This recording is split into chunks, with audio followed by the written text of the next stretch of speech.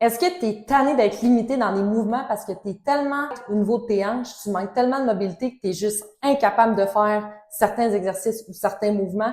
Tu as de la difficulté à te rendre dans l'amplitude, la moitié de l'amplitude que l'exercice te demanderait. Puis en plus de ça, tu es restreint dans des activités que tu pourrais faire parce que tu es vraiment limité au niveau de tes hanches. Tu as peut-être déjà essayé aussi certains exercices, mais tu n'as jamais eu vraiment les résultats que tu désirais. Tu sais, les résultats escomptés suite à l'exécution de ces exercices-là, tu les as fait maintes fois, mais ça fonctionne pas. Si tu cherches des exercices à faire pour améliorer la mobilité de tes hanches puis pouvoir enfin effectuer toutes les activités puis les exercices que tu aimerais pouvoir faire, dans cette vidéo, je t'explique 3 exercices pour que tu puisses améliorer la mobilité de tes hanches pour de vrai, là.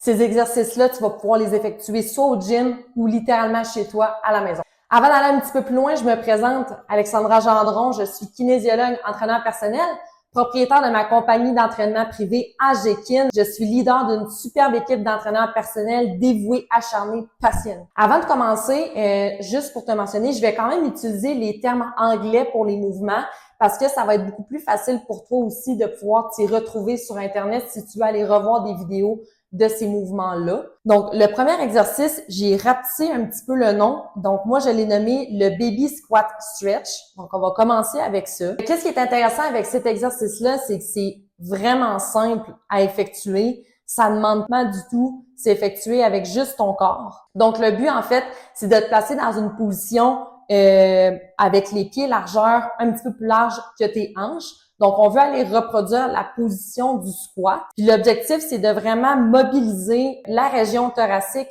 et les hanches aussi principalement. Souvent, l'image que j'aime bien donner, c'est de penser que tu as une corde accrochée à ta poitrine, que tu veux tirer la corde vers le ciel, tu as une corde attachée après tes fesses, puis tu veux tirer tes fesses vers le sol et effectuer ces 2 tirages en même temps. Ce qui va créer, dans le fond, l'espèce d'ouverture au niveau de la cage thoracique, au niveau de l'ouverture aussi au niveau de tes hanches. Donc, ce qui est important à retenir au niveau de l'exécution de ce mouvement-là, puis ça, c'est souvent des mauvaises habitudes que je vois chez certaines personnes quand ils font cet exercice-là. Le but, en fait, c'est vraiment d'aller chercher une position très ouverte où est-ce que la chaîne postérieure va être très sollicitée parce que c'est ça qu'on veut aller chercher, en fait, dans notre squat chargé.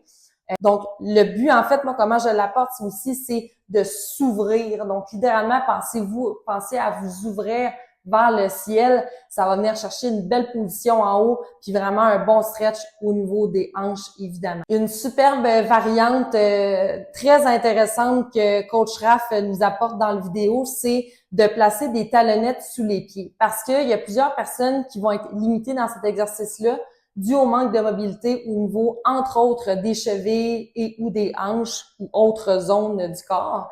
Mais principalement au niveau des chevilles, si la personne manque de mobilité, elle va avoir de la misère à venir chercher vraiment une position assez profonde dans l'exercice. Donc, les talonnettes, ça permet vraiment d'aller chercher cette amplitude-là. Les talonnettes qu'on pourrait réutiliser aussi dans le mouvement de squat au départ, couplé à des exercices de mobilité de cheville et ou de hanches autres que je vais vous montrer plus tard dans la vidéo pour progressivement sur du moyen long terme aller chercher un squat qui va peut-être se rapprocher d'un squat avec les talons au sol. Cet exercice-là va nous permettre d'être transféré dans des mouvements comme des squats, des deadlifts et des mouvements dynamiques aussi qui recrutent des mouvements dynamiques en fait qui utilisent le poids de corps mais qui demandent des grandes amplitudes articulaires. Le deuxième exercice, c'est le chin box stretch. Donc, c'est une position au sol où est-ce qu'on va coupler un tirage dans l'exercice. C'est un exercice qui est vraiment très complet, qui va permettre de travailler le corps vraiment dans son ensemble, donc autant au niveau du thorax, des hanches, beaucoup. Cette position-là de chin box, on vient travailler dans le fond les rotateurs de la hanche. Il y a le fléchisseur de hanche aussi qui va être sollicité. Le seul équipement que vous allez avoir besoin, c'est un élastique puis un point d'ancrage pour attacher votre élastique. Cet exercice-là peut se faire sans élastique. Toutefois, on n'aura pas la composante de tirage dans le mouvement. Ça va être quand même assez intéressante puis importante dans l'exécution de l'exercice. Donc, on va mobiliser les hanches, le fessier, la chaîne latérale. Puis qu'est-ce qui est intéressant aussi, je trouve, avec cet exercice-là, c'est qu'on vient travailler un petit peu la synergie avec l'engagement du grand dorsal dans le mouvement. au niveau du tirage principalement. Puis cet engagement-là de grand dorsal, on va le faire dans une position un petit peu plus restreinte qui permet de mobiliser les hanches en même temps. L'exercice va être très transférable pour les squats, les deadlifts, les exercices unilatérales, donc où est-ce que je vais utiliser une jambe à la fois, et les exercices en rotation. Point ici que je veux amener pour l'exercice du chin box stretch. L'exercice pourrait se faire aussi debout, la jambe sur un banc incliné. On viendrait chercher un petit peu plus d'amplitude au niveau de l'étirement, principalement, oui, de la hanche, mais surtout du fessier. Reste que de le faire au sol, un petit peu plus accessible aussi pour commencer, surtout si l'exercice est effectué par une personne qui est déjà à la base pas très mobile au niveau des hanches. Ça peut être un bon début de commencer de cette façon-là. Le troisième exercice, c'est le hip shift. C'est un exercice qui est vraiment super, par contre, qui est souvent mal exécuté par beaucoup de gens. Ce qui va vraiment être important dans ce mouvement-là, c'est l'alignement du genou avec l'orteil et surtout les hanches qui doivent faire face devant. C'est un exercice qu'on n'a pas besoin d'équipement ou peu.